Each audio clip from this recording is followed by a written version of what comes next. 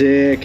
Hey guys, welcome back to Supercar Street Racing. Brad here. We are so happy to have you back with us today. And if you're a new watcher, we thank you for coming and encourage you to like and subscribe to the channel. And we're back in the Supercar Street Racing awesome garage, as you can see today. And this golf cart has been gone for quite a few minutes, and we got it back yesterday. We had everything replaced on it as far as bushings and the leaf springs and everything, so I'm so hyped for that. But back to the topic at hand today. We have something in front of me right now. We're gonna be unboxing on the channel today, and I want you guys to take a close look at this.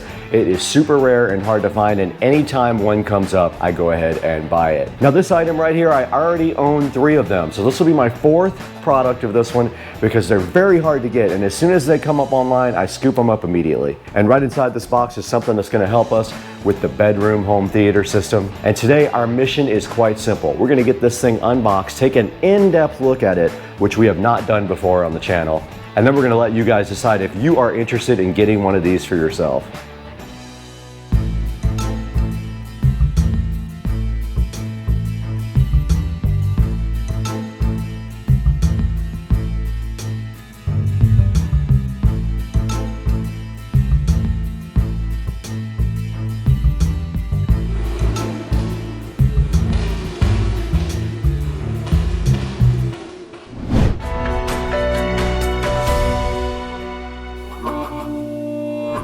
Guys, we're so happy to have you back today in the Supercar Street Racing garage with the 72-volt lithium-ion golf cart, 53 miles an hour golf cart. And right behind me, you can see the channel logo here, and the channel is doing amazing. We have over 60,000 subscribers now, I think, as of this morning, and we are growing. So the thing that we want to do right now is keep providing you guys with awesome content. And today we have a rare item right here in the box, ready to be unboxed. This is a Behringer Ultrabass EX-1200.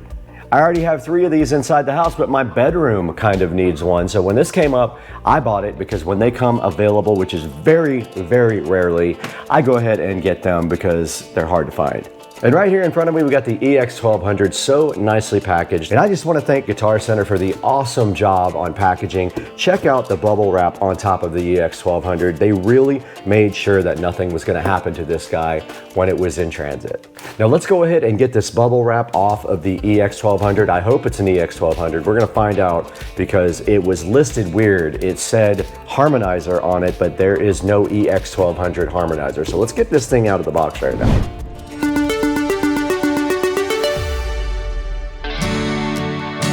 All right, we have the EX-1200 harmonizer sitting so fly and freshly in this box right now. And there's the first set of bubble wrap right there. We don't need that where we're going.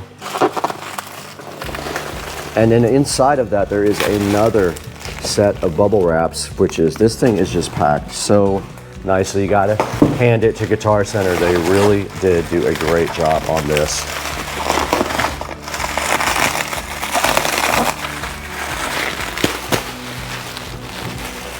And then right here, we do have the EX-1200, and this thing is in mint condition. This is one of the best ones I've seen. Has a little bit of sticky stuff there where the feet were. Looks like the feet were removed. I can get some more of those. But on top, this might be one of the cleanest EX-1200s that I have seen. And taking a look at the front, also very clean. And you can see the Ultrabass Pro harmonizer logo right here. So this is exactly what I bought. Now, it did not come with a cable, which is kind of disappointing. I probably have one because it uses the standard 3-prong cable right here. So I'm sure I can figure that out at some point. And yeah, this is a really, really good example of a Behringer Ultrabass here. It is in great condition, and I am super hyped that I got this from Guitar Center when it popped up, because usually these things are gone within a few minutes. And not only was it available, it also was at a great price. I have never seen these things go for $80. I think I paid $85 for this Behringer Ultrabass. So I am hyped for this. Now let's go over the features on the front of the Behringer Ultrabass with you guys.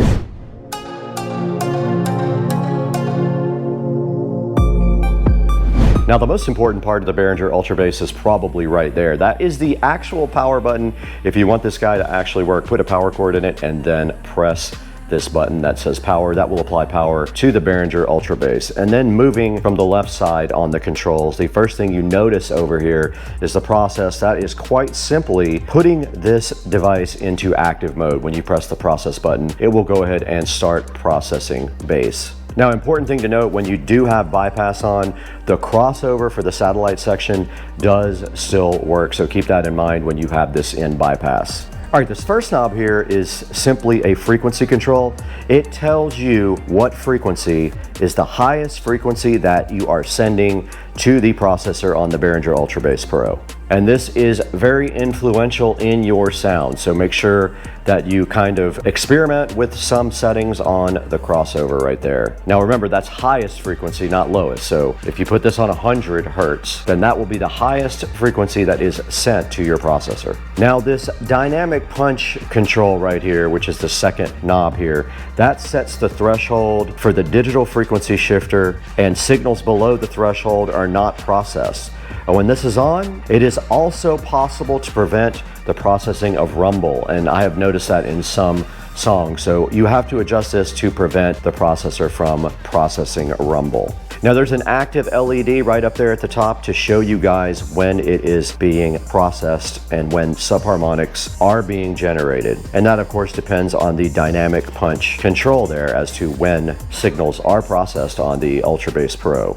Subharmonics, there is a switch here for low and ultra low. What that does basically is set whether the processor is going to process normal subharmonics, or on ultra low, it'll actually go down 2 octaves and process 2 octaves of subharmonics. And it warns you, you should only use ultra low on speaker systems that can actually handle it. This will bottom out a lot of subwoofers, so be aware, ultra low is tough on subwoofers. Now this next knob that says bass mode, you can either turn it to the left for ultra low, or you can turn it to the right for punch. When it's on punch, the original low frequencies of the program material are gradually added to the subharmonics, which gives the bass more power and punch, it says. The optimum setting will largely depend on your program material and your personal sound, so go ahead and play with that low, ultra low, and punch bass mode there on that knob. The bass level control right next to it is quite simply that. It is a control for the level of output of the bass, and there is a bass level meter directly above that also to show you when you adjust it what your bass output is. All right, so right next to that, an important thing, there is a limiter also. When you have this limiter on right here, it does prevent damage to your loudspeaker system. So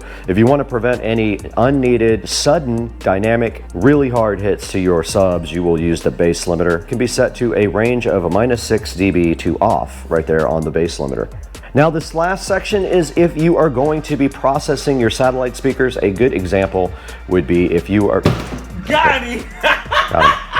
Now this last section is specifically dedicated to satellite speakers, so keep in mind if you have small speakers like in your ceiling in your house and you want to cross those over so that they only get high frequencies and your Ultrabass gets all the rest of the frequencies, you can set that here. But in order to do that, when we take a look at the connections on the back, I will show you how you have to do that. But you can actually add Ultrabass to your satellites right here, and then this is a full range or a 70 volt split crossover for your satellite speakers. And then of course a level control for your satellite speakers is right there on the end, so you can control the output to the amplifier that drives your satellite speakers as well. All right, now let's take a look at the back and all the connections on the back of the Ultrabass Pro.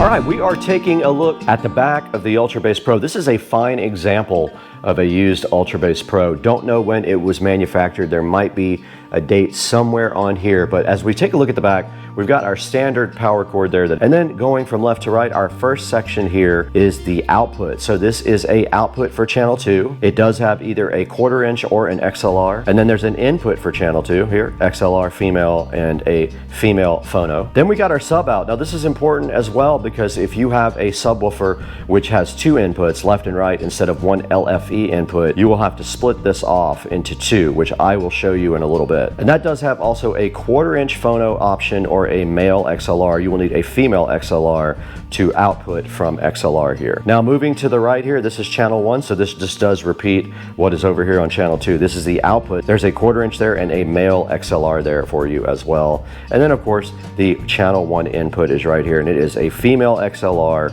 and also a 1/4 inch phono. And it does show you the wiring code for the 1/4 inch if you were to wire your own or you bought the wrong type of plug. It's supposed to be wired like this. And that is a look at the back of the Ultrabass Pro. Let's go ahead and look at what we're going to use to install this.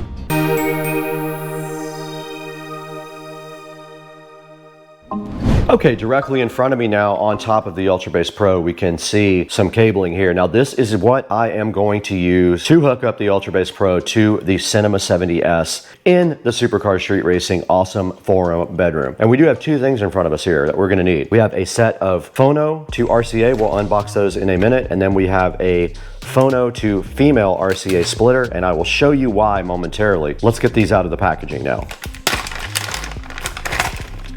Here is the phono to RCA male adapter. This is actually going to go from the Ultrabass Pro to the Cinema 70S subwoofer outputs. So that's what this is for. And I bought higher quality cables, so I bought more expensive cabling, and I encourage you to do the same thing when you do all your wiring because it pays off in the end. Now this is a mono male 1/4 inch to female RCA. This is going to be from the output of the Behringer. Now looking at the back of this guy, if you do this on your system, you are going to want to hook the output for your subs right here. So this is going to go right here.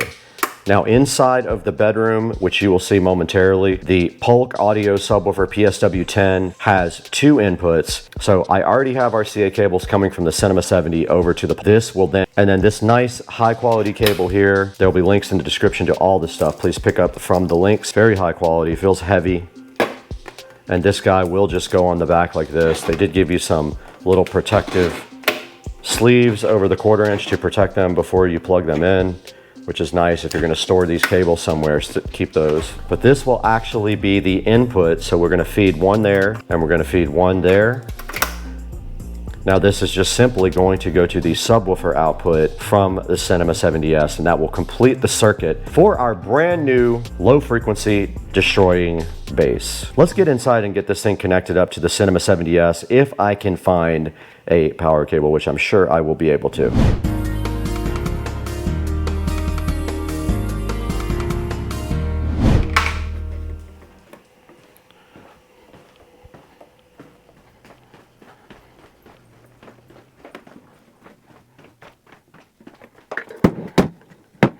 We are right here in the cache of cabling in the Supercar Street Racing bedroom where I store all of my cable hoarding needs.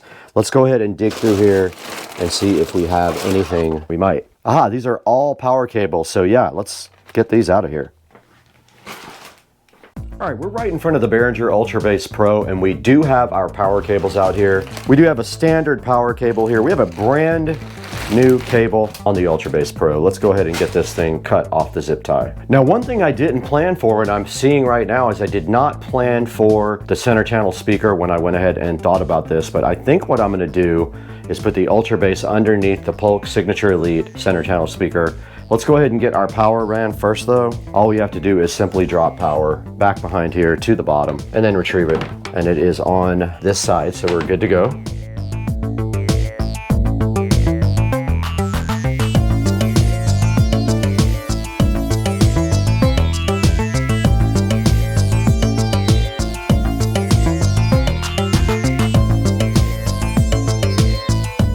I have applied power to this cable here. Let's remove our center channel speaker for a moment, shall we? Okay, and what we're looking for now is we have the output of our subwoofer out here. So looking back behind the Cinema 70S, here is our subwoofer out. I went ahead and connected the Behringer Ultrabass to the subwoofer using this cable here. Remember, we came out phono male to dual female RCAs. That split it off to go to Polk PSW10 down there. Let's get everything back in place and then plug in the power to the Ultrabass. Let's go ahead and power it up now. All right, it has power. It does, and when it did come on, it did thump the subwoofer, and the power light is on right here, which is great news.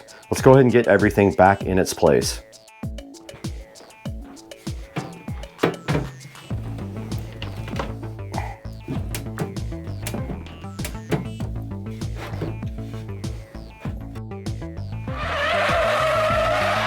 Okay, I'm gonna go with that for now and see if it looks weird. If it does, I can always push this back to the very back, but I kind of like the way that flushes up and then we push everything to the back. So I'm gonna roll with that for now and then see how I like it in the future. If it looks weird, I will change it up, but there is not really a great other option for this. Okay, this is how it came out with the Behringer Ultrabass all the way to the front of the Cinema 70S, and the Polk Audio all the way to the back of the Ultrabass. We could always bring everything back forward if we need to, but for right now, I'm kind of digging it. And now on the front of the Behringer Ultrabass, you can see the power light is actually on. I'm gonna go ahead and put this just on low. I'm gonna put everything in the center until I go ahead and adjust my bass. Now, the frequency highest sent to the Ultrabass is going to be 85 Hertz is what I want to put it on. Now notice when you press this button in, it does go green. That means your subharmonics are on ultra low, meaning that you have 2 octaves of bass processing. Now I'm going to start with the bass level here in the center and the ultra low versus punch right here in the center as well. I am not going to be using the bass limiter yet. I've never used that before in any of my ultra bass units. And this output for the satellites is going to be disabled simply because I am not amplifying these speakers. They are using the Cinema 70S to be amplified. Let's get this whole system on and see what we can figure out about the settings. All right, we're back in front of the YouTube audio library now. This is safe for me to go ahead and put up without getting a copyright strike. I did get the Behringer Ultrabass set up and configured. I set it exactly like this. I'm feeding only 95 Hertz and below. We have our dynamic punch at about here, about 25% from the right of the top. We've got it in ultra low, so it's doing 2 octaves. We've got this a little bit over from the middle on bass mode. And then we've got our bass level just right about here. Now, it will vary when you do movies and music, but I just wanted to make sure it was working on the subwoofer when I was in regular YouTube mode, and it does. So that's gonna wrap it up from the bedroom.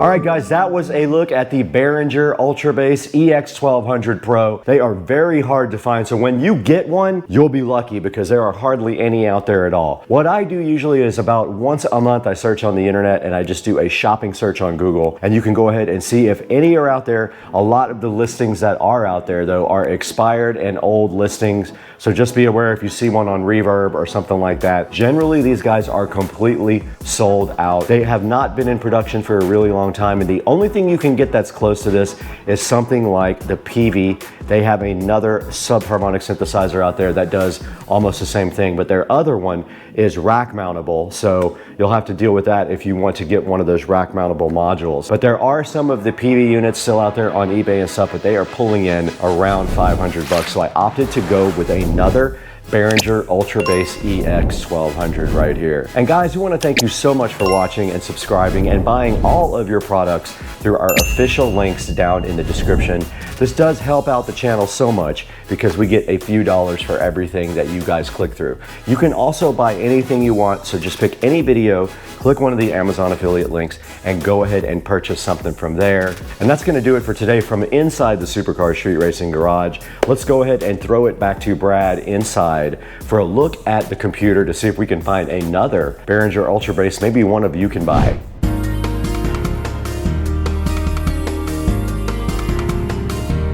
Guys, we are back in Studio A. You can see Supercar Street Racing streaming on our 24/7 video jukebox there. Please check it out if you haven't. It is live, usually 24 hours a day. And so now we are in front of the search for the Behringer Ultrabass EX-1200 on the internet, and I am not seeing any of them. I see an EX-1000. This is not the same device. If we go visit this, look how much they want for this, 131 bucks. For the EX-1000, and that is not the EX-1200. I'll show you. It is a completely lower model. It does not do the same things that the EX-1200 is. This is why I said this device is difficult to find. Even on eBay, you are going to have a difficult time finding it. And looking at shopping here, there are none available. Let's go back to the regular search. Now here is a nice article about it, and there is the Peavey.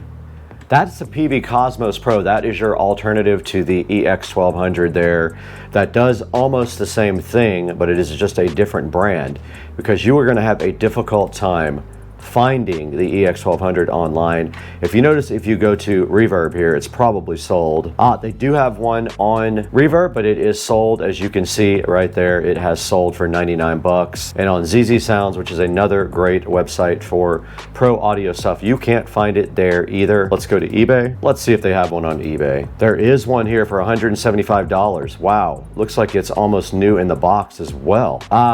Subharmonics is broken. You would have to replace the pot for the Subharmonic. Now here's an entire rack for 650 bucks. You get all of these goodies, and it looks like included in that is an EX-1200. You get a Furman power thing, and you get a few other Behringer products. Not a bad deal for 1, 2, 3, 4 rack mount systems. That is one way to get yourself an Ultrabass Pro, and there are no more at all. But like I said, scoop them up when you can. They go fast. This is the Peavey version here. You will find them more readily available. This is 400 bucks for the Peavey Kosmos. There are quite a few, 1, 2, 3, 4 online there. So go ahead and pick one of those up if you really need one. Just make sure that you get one that is not broken unless you have good repair skills, or pick up a Peavey Kosmos if you like that also.